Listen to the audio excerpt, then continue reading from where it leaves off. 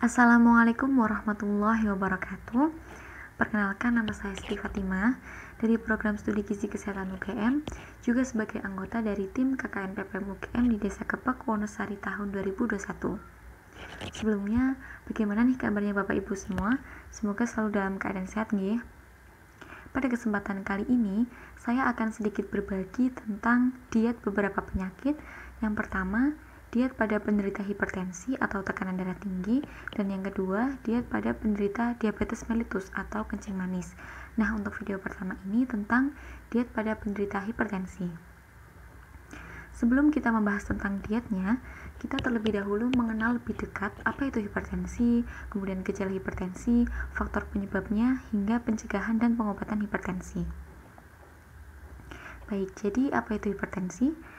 Hipertensi merupakan suatu keadaan di mana terjadi peningkatan tekanan darah untuk sistoliknya itu di atas 140 dan diastoliknya itu di atas 90. Atau lebih gampangnya itu tensinya tinggi dengan angka 140/90 atau di atas itu. Nah, untuk penyakit hipertensi ini merupakan penyakit tidak menular dan biasa disebut dengan silent killer atau pembunuh diam-diam. Mengapa seperti itu? Karena memang hipertensi ini biasanya jarang bergejala dan tahu-tahu sudah parah dan bisa meningkatkan resiko terjadinya penyakit lain seperti penyakit jantung koroner, stroke, diabetes, dan juga bisa menyebabkan kematian.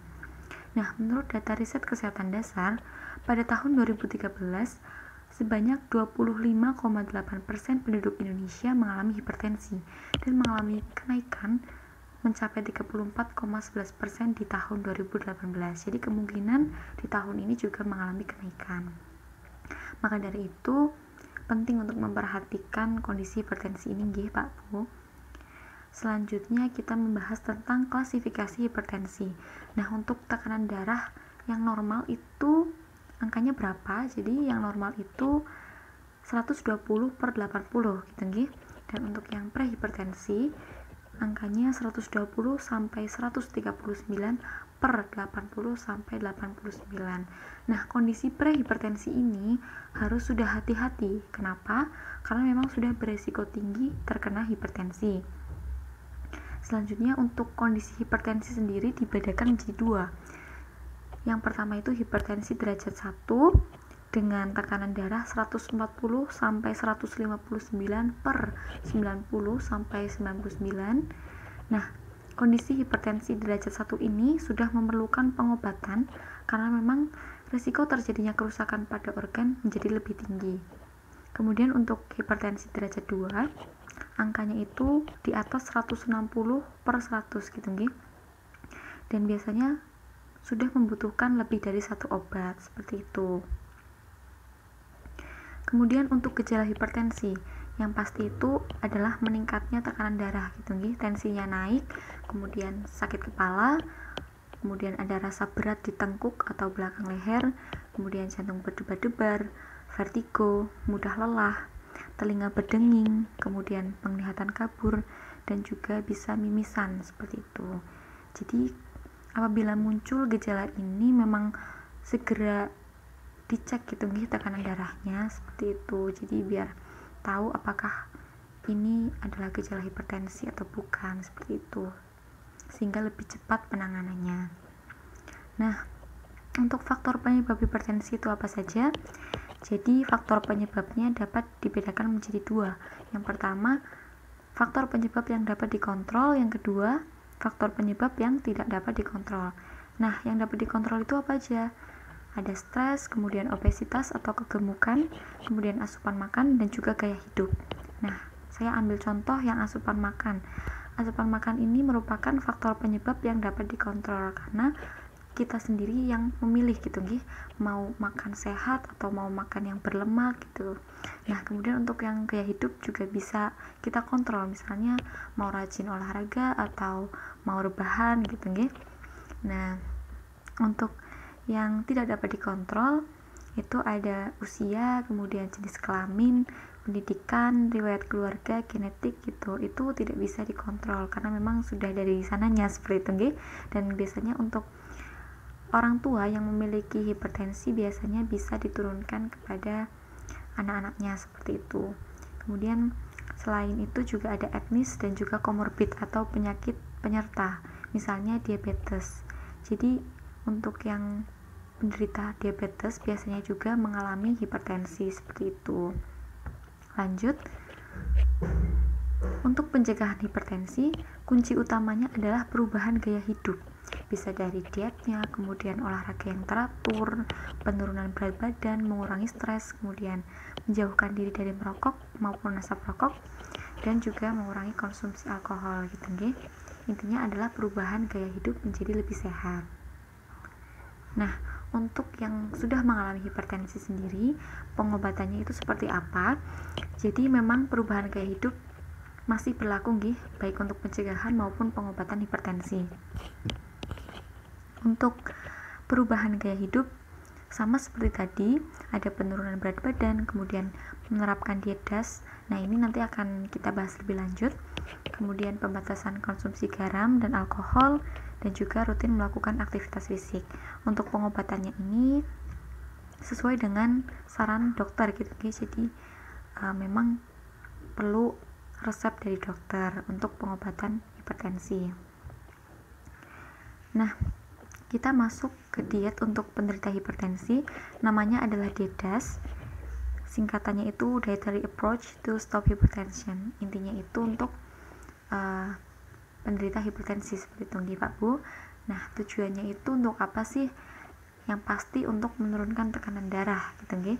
Dan selain itu juga bisa untuk mencegah terjadinya penyakit hipertensi.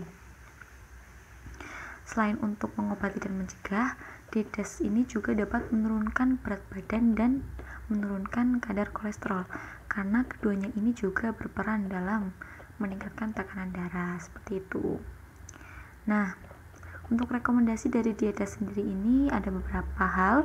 Yang pertama itu meningkatkan asupan buah dan sayur sebanyak 4-5 porsi. Nah, kenapa?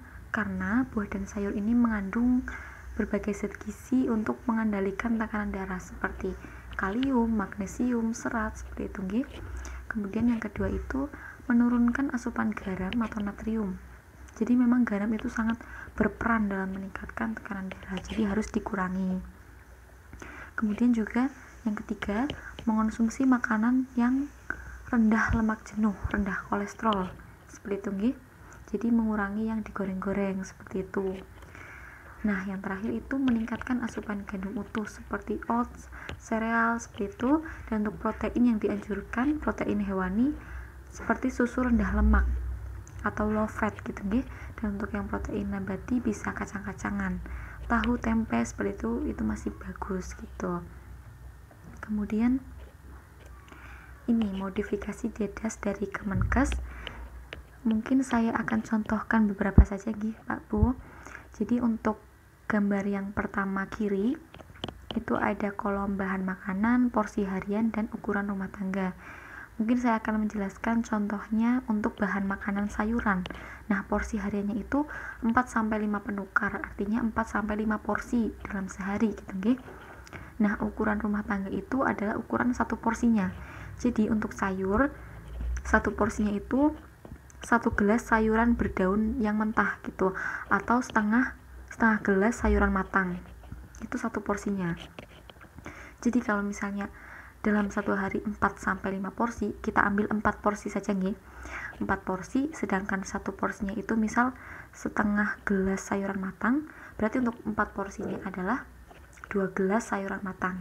Paham nggih Pak Bu? Jadi dalam satu hari konsumsi sayurannya itu 4 porsi. Nah, 4 porsi itu seberapa? Setengah gelas kali 4, berarti 2 gelas sayuran matang. Itu sekitar segitu gitu nggih Pak Bu. Kemudian saya bacakan juga untuk biji-bijian itu 7-8 porsi, kemudian buah dan jus 4-5 porsi, kemudian susu rendah lemak atau tanpa lemak 2-3 porsi, kemudian daging. Nah, dagingnya ini harus daging yang tanpa lemak nggih Pak Bu. Kemudian unggas seperti ayam, bebek itu juga yang tanpa lemak. Kemudian ikan itu porsinya 2 porsi, sekitar 2 porsi dalam satu hari. Nah, untuk kacang-kacangan, biji-bijian itu sekitar setengah sampai 1 porsi. Lanjut. Kemudian untuk lemak dan minyak, ini biasanya untuk menggoreng nggih Pak Bu, itu sebaiknya dalam satu hari 2-3 porsi saja, seperti itu. Nah, untuk satu porsinya itu sekitar 1 sendok teh minyak gitu nggih. Kemudian untuk gulanya itu sekitar satu harinya kurang dari 4 sendok makan per hari, seperti itu. Kenapa harus dikurangi? Karena gula ketika sudah di dalam tubuh ini akan diproses, salah satunya ujung-ujungnya nanti akan jadi lemak gitu nggih. Nah, ketika lemak menumpuk nanti akan mengeraskan pembuluh darah, sehingga nanti ketika jantung mau memompa darah akan sulit gitu nggih, dan akan meningkatkan tekanan darah, seperti itu. Jadi selain lemak, minyak, gula juga harus dikurangi, dan yang paling penting garam juga perlu dikurangi sebanyak 1 sendok teh kecil dalam satu hari gitu nggih Pak Bu, karena memang garam ini sangat berperan dalam meningkatkan tekanan darah.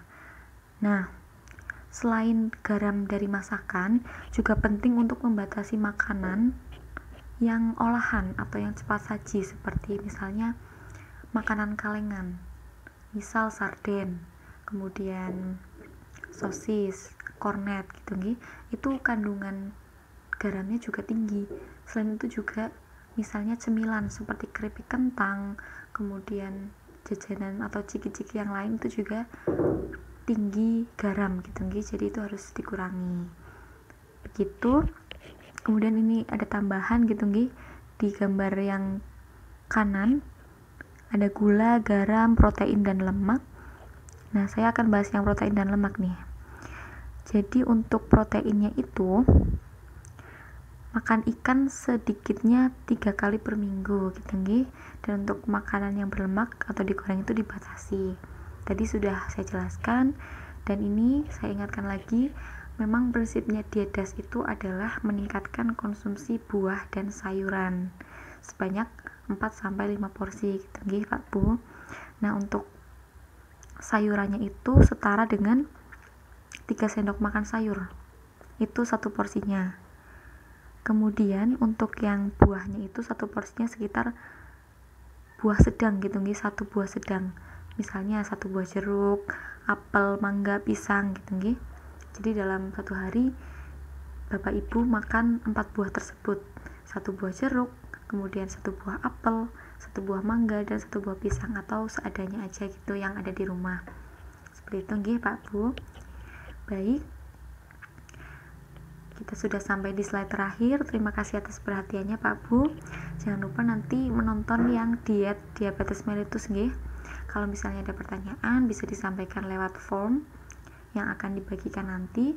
Kemudian nanti jawabannya akan saya kirimkan lewat grup WhatsApp. Baik, sekian. Mohon maaf apabila ada kesalahan. Matur nuwun Bapak lan Ibu, semoga sehat selalu nggih. Terima kasih. Wassalamualaikum warahmatullahi wabarakatuh.